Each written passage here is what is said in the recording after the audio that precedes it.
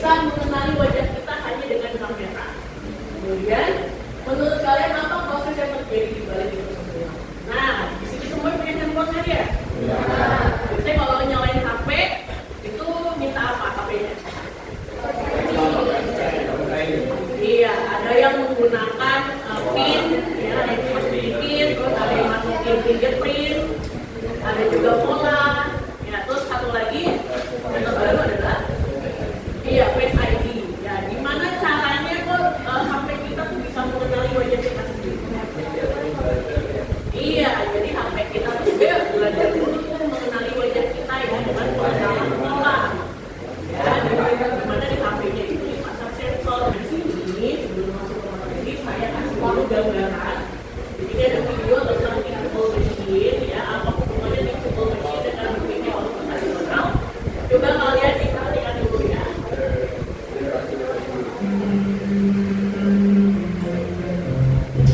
People are training computers and creating machine learning models to explore all kinds of new ideas.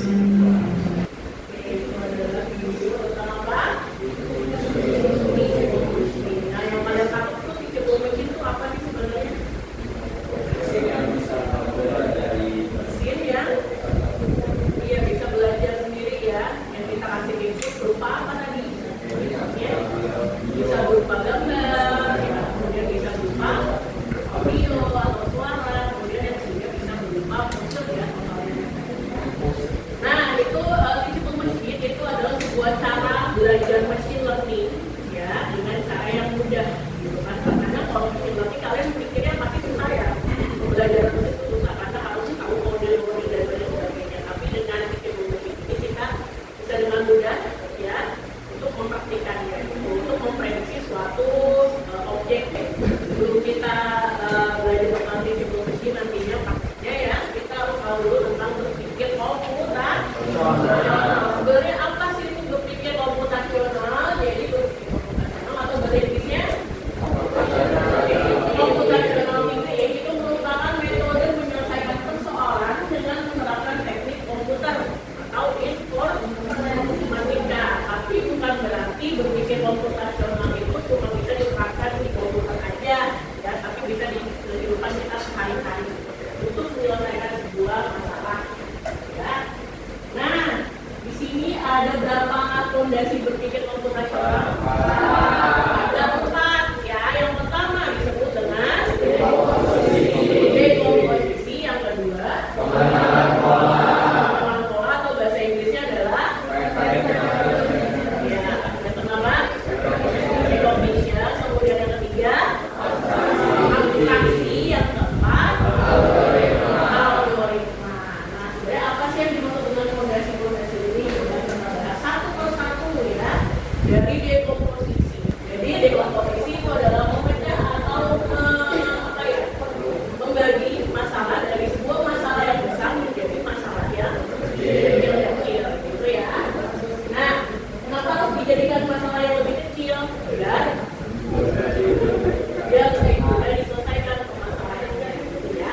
Jadi gini, misalkan si Toto nih, Toto nanti kerja di bidang mancing. Ya, kemudian amin ya. Nanti dia dikasih tugas sama bosnya, coba tuh bikin sebuah situs website gitu ya. Nah, sebuah situs itu merupakan masalah besarnya, ya kan? Nah, gimana caranya kita bisa membuat situs atau website? Kita harus membaginya ke langkah-langkah yang kecil, tugas-tugas yang kecil. Caranya gimana? Berarti kamu kasih tugas ke bawahannya lagi ya, si A membuat apa, si B membuat apa, si C membuat apa. Nanti semuanya akan ketemu solusinya.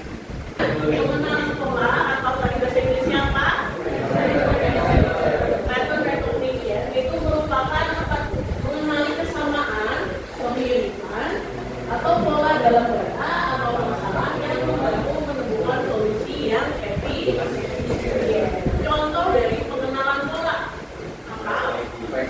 Iya, yang tadi sudah kita bicarakan ya tentang Face ID. Nah, apa? Fingerprint sama. Nah, itu kan sekali kesamaan pola dari kapasitas jarinya. Oke, sampai sini paham tentang 4 fondasi berpikir komputasional. Sudah paham. Nah, sekarang kita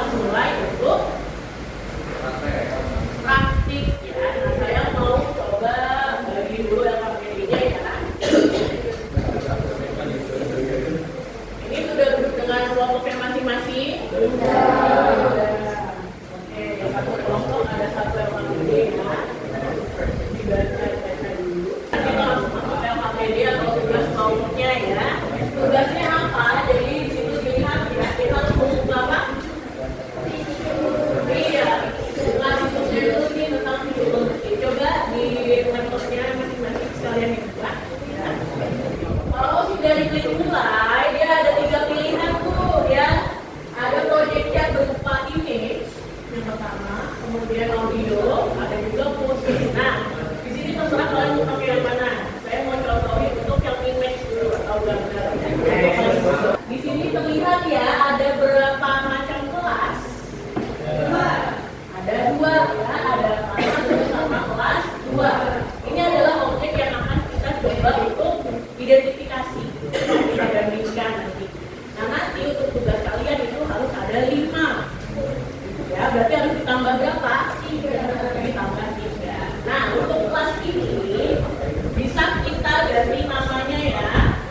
Boleh dicoba ya, boleh pakai alat yang ada di meja kalian, atau boleh pakai ekspresi muka ya, misalkan mau ekspresi muka sedih, senang, kecewa, itu boleh.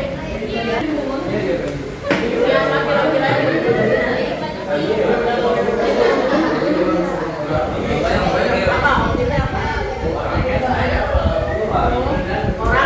ya. Apa nih?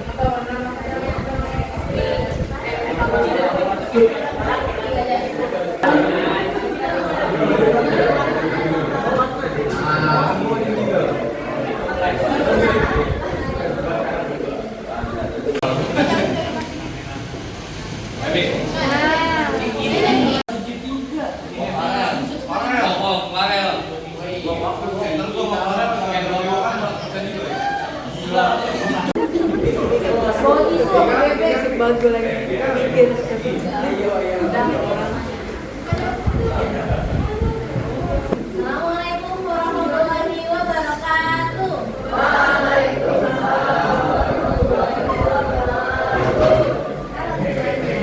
dari kelompok 1 ingin mempresentasikan hasil riset mesin kita. Jadi barang-barang yang kita buat deteksi itu adalah kacamata, ada tisu, ada selembar tisu, ada kertas, ada pulpen 3 warna.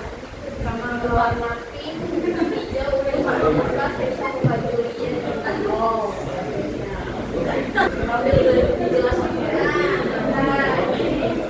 ini yang warna pinknya itu terdeteksi ya sama ini mesinnya ada rangkaiannya warna dan assalamualaikum warahmatullahi wabarakatuh. Assalamualaikum warahmatullahi wabarakatuh.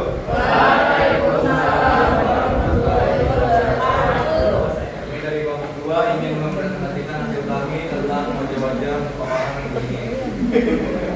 Jadi di simulasi ini kami mengambil 8 tes, ya 8 tes karena kami ber-8. Jadi kami dicoba pakai muka dari masing-masing anggota kami, dari Pak Habib dulu sampai ke kalian siapa terakhir. Nah, oke, baik. Awas banget tidak ada orang. Santai yuk. Udah, berarti lain dari kita kayak lain doi, santai yo. Santai yo. Ayo santai yo. Ganti Bilby. Minggu semua pengen nonton. Saya lurus nih. Kita.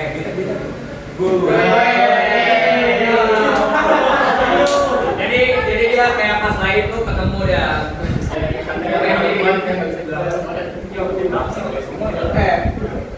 Nama santri semua ya. Kamu begini. Coba santrio ya. Coba malu. Coba santrio. Santrio Nggak ada nih.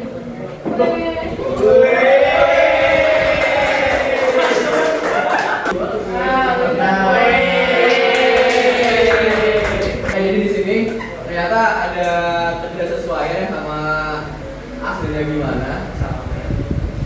Ada beberapa kemungkinan. Yang pertama karena pose fotonya beda-beda, jadi si sistem nangkapnya juga beda.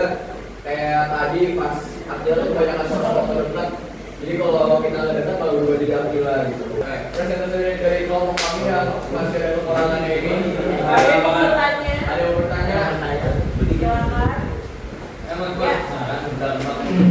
Oke, kan kalau misalnya kalian kan kenapa dia nggak bisa belajar itu karena satu kalkulator, kedua karena objeknya ada yang lebih besar, ada yang lebih jauh. Sebenarnya kalau misalnya latarnya dulu, Ada yang bisa memberikan kesimpulan tentang apa yang sudah kalian lakukan tadi?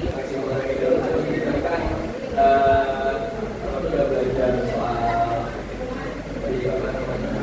yang berbagai komputasional dari apa namanya rekomendasi terus pola transaksi algoritma belajar definisinya bagaimana habis itu belajar tentang apa ini namanya inklusi ada juga tadi yang menarik banget sampai di part ini juga ada praktek yang paling seru lah dari semuanya gitu kan kita Terima kasih sudah memberikan kesimpulan ya. Tadi kita sudah belajar mengenai pendidikan komputasional atau bahasanya. Kemudian kita juga langsung mempraktikkan ya secara berkelompok ya. Tadi masuknya ke berpikir komputasional apa ya? Iya, vector recognition atau pengenalan tapi kita juga tidak menutup diri, kita juga belajar tentang dekomposisi tadi ya, dari sebuah masalah yang besar menjadi masalah-masalah kecil, dibagi menjadi beberapa kelas tadi, minimal ada 5, itu juga termasuk dari dekomposisi ya. Kemudian abstraksi kita mengambil penting-pentingnya aja, tadi sudah dilakukan ya, masyarakat ini ya praktik. Kemudian yang terakhir algoritma, cara-caranya bagaimana, kita harus siapin objeknya dulu ya kan, itu juga termasuk semuanya ke dalam berpikir komputasional. Proses yang harus kalian kerjakan, silahkan disiapkan handphonenya, kemudian kalian scan barcode-nya di depan. Nanti muncul soal, silahkan diisi ya sampai selesai. Gimana pembelajaran kita pada hari ini? Ya, kita langsung praktik langsung untuk praktikan tentang pengenalan pola ya. Terus susah nggak kira-kira pelajarannya? Nah ini semuanya sudah dipahami ya. Untuk minggu depan kita akan coba belajar untuk mempelajari tentang literasi digital. Sebelum kita akhiri, alangkah baiknya dikasih doa terlebih dahulu oleh ketua kelasnya. Silakan. Berapa?